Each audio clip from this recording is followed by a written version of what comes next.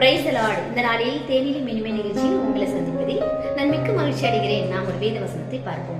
பரிசுத்த வேதாகமம் பழைய ஏற்பாடு ஆதியாகமம் 26ஆம் அதிகாரம் 3ஆம் வசனம் இப்படி சொல்கிறது, நான் உன்னுடைய கூட இருந்து உன்னை ஆசீர்வதிப்பேன். ஆமாங்க, வேதாகமத்திலும் இயேசு நிறைய பேர் கூட இருந்தாரு.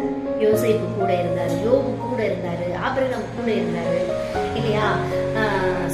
தாவீது கூட இருந்தாரு. ஆனா நிறைய பேர் கூட இருந்த தேவன் எல்லாரையும் ஆசீர்வதிச்சாரு.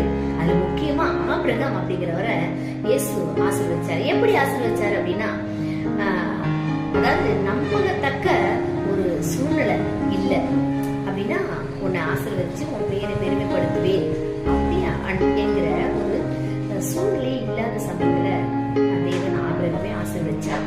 இந்த வானத்தின் நட்சத்திரத்தை என்ன, இந்த கடலை மணலை என்ன, சோ இதெல்லாம் நீ செஞ்சீன்னா உனக்கு கண்டிப்பா ஆசீர்வாதம் கிடைக்கும் சொன்ன போல அந்த விசுவாசத்தை அவர் வெளிப்படுத்துகிற விதம் அவர் செஞ்சாருங்க. இந்த நட்சத்திரத்தெல்லாம் என்ன, சோ அது எவ்வளவு பெரிய காரியம்.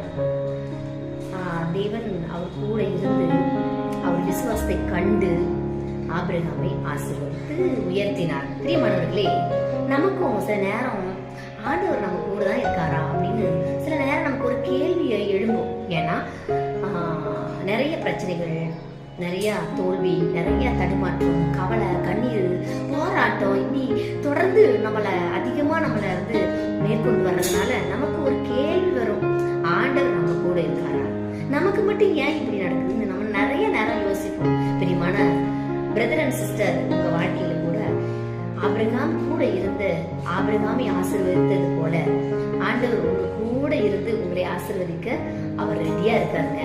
என்னையும் அவர் ஆசீர்வதிக்க ரெடியா இருக்காரு. சோ நம்ம செய்ய வேண்டியது என்ன அப்படின்னு பார்த்தோம்னா, ஆபிரகாமுக்குள்ள இருந்த அந்த 100% விசுவாசம், 100% ஒரு நம்பத்தக்க விசுவாசம், நம்பிக்கை, எல்லாவற்றையும் நம்ம ஆண்டவரையே சார்ந்திருந்தோம் அப்படின்னா ஆண்டவர் நிச்சயமா நம்ம கூட இருந்து நம்ம ஆசீர்வதிப்பார். இந்த நாள் வார்த்தை வசனம் உங்களுக்கு ஆசீர்வாதமா இருக்குன்னு சொல்லி நான் நம்புறேன், விசுவாசிக்கிறேன். Okay, god bless you. Thank you.